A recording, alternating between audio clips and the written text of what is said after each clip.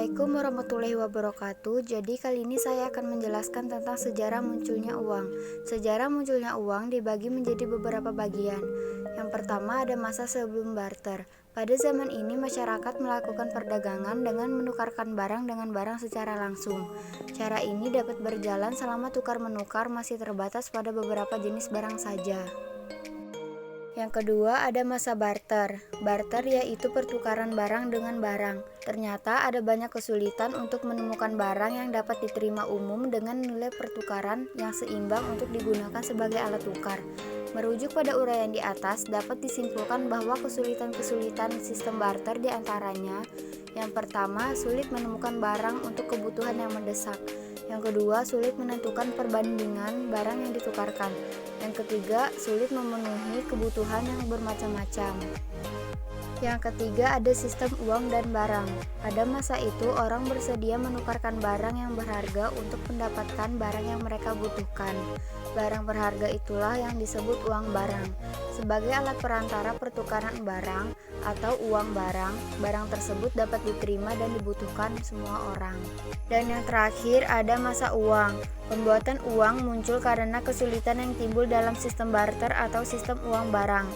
Orang mulai berpikir untuk menemukan suatu alat yang mempermudah proses penukaran barang. Logam kemudian dipilih sebagai alat tukar karena memiliki nilai yang tinggi, yang digemari umum, tahan lama, tidak mudah rusak, mudah pecah tanpa mengurangi nilai, dan mudah dipindahkan. Namun, kesulitan kembali muncul ketika perkembangan pertukaran yang harus dilayani dengan uang logam bertambah. Sementara jumlah logam mulia terbatas, penggunaan uang logam juga sulit dilakukan untuk transaksi dalam jumlah besar. Maka lahirlah uang kertas. Selanjutnya adalah mengenai pengertian uang.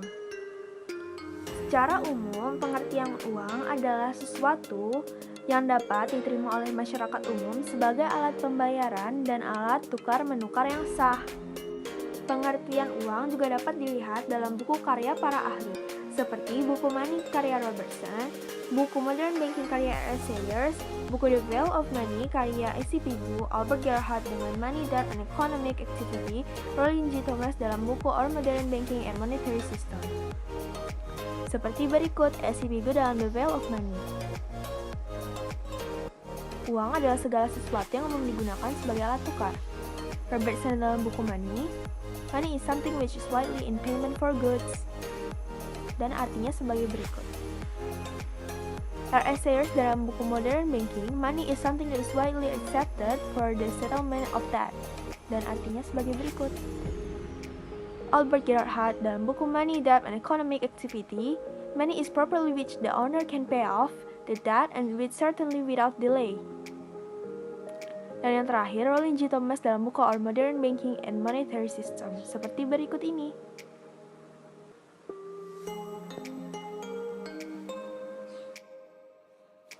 Namun, bertitik tolak seperti definisi sebelumnya, dapat disimpulkan bahwa uang adalah suatu benda dengan satuan hitung tertentu yang dapat digunakan sebagai alat pembayaran yang sah dalam berbagai transaksi pada wilayah tertentu dan keberadaan serta penggunaannya sesuai dengan peraturan perundang-undangan yang berlaku. Materi terakhir dari penjelasan jenis uang adalah syarat sah uang. Suatu barang dapat dikatakan sebagai uang jika telah memenuhi beberapa syarat dan ketentuan yang berlaku.